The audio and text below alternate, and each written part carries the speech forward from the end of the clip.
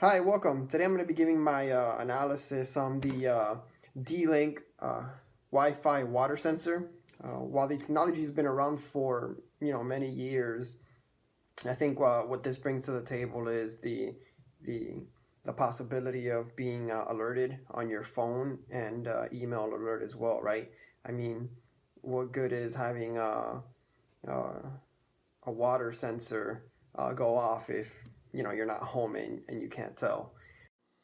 Inside the box, you'll find the main wall plug connector, which is basically the brains of the unit. Um, you'll also see the card with the information regarding the MAC address and the QR code for this specific unit. You'll also have some clips to properly secure it to the floor, as well as an extension cable, which I don't think is that long, and the actual water sensor itself. Um, which is again not that long. I'm gonna actually go ahead and install this unit behind my washer.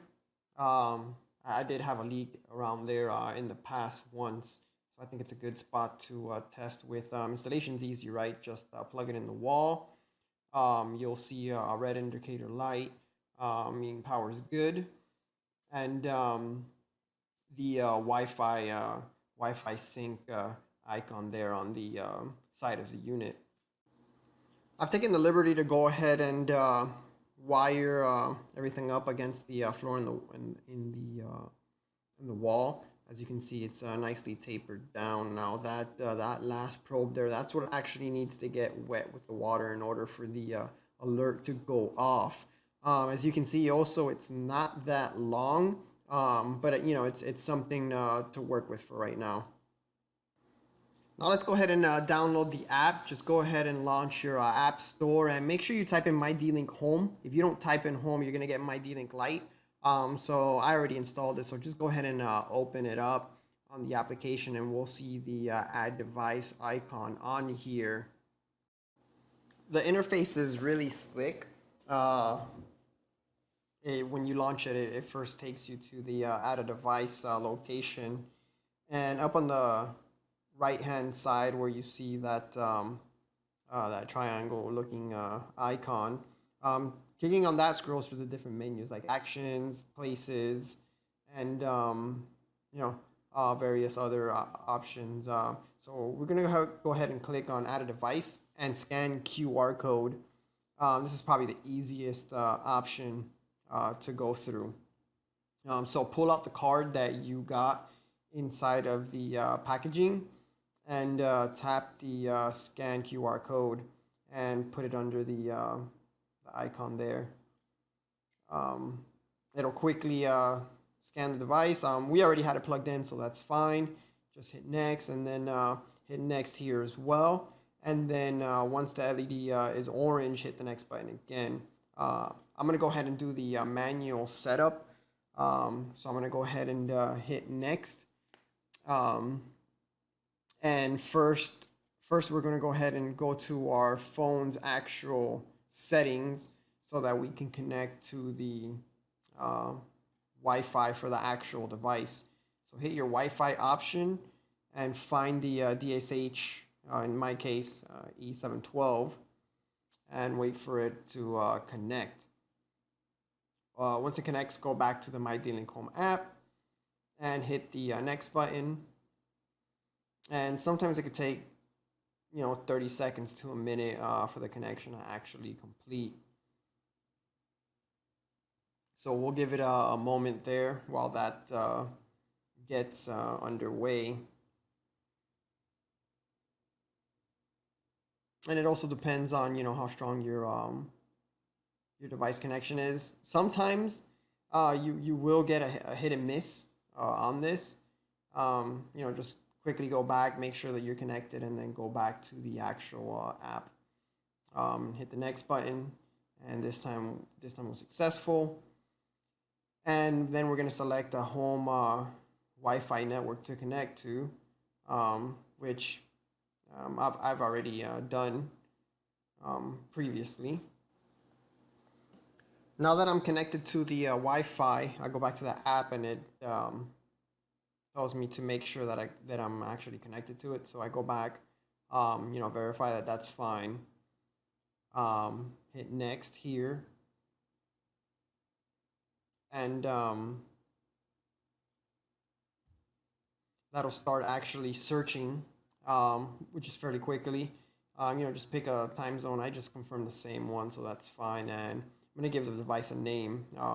Obviously, since this is located in the laundry, I'm gonna name it laundry room, and hit the finish button on there.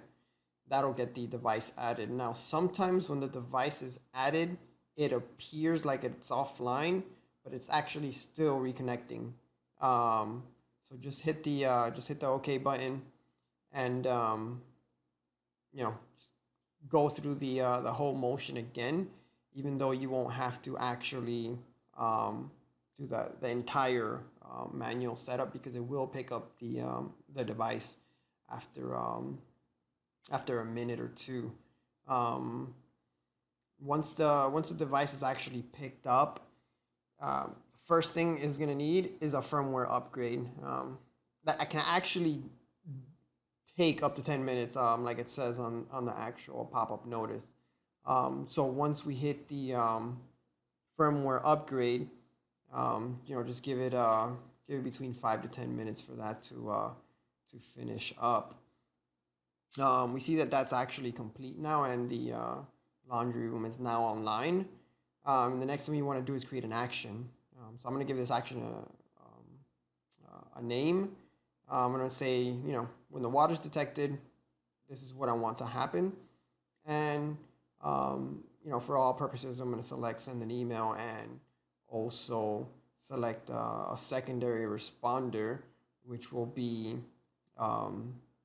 setting an alert as well via the phone application. One thing to notice is that when you do hit send email as an action, that will send an email to wherever you signed up with, the email that you signed up to that account with. So yeah, don't forget to give the action an actual name. So I'm going to give this one water detected in laundry room, and then hit done to actually save it. Once that's saved, you'll see your list of actions here, listed on the My Actions page.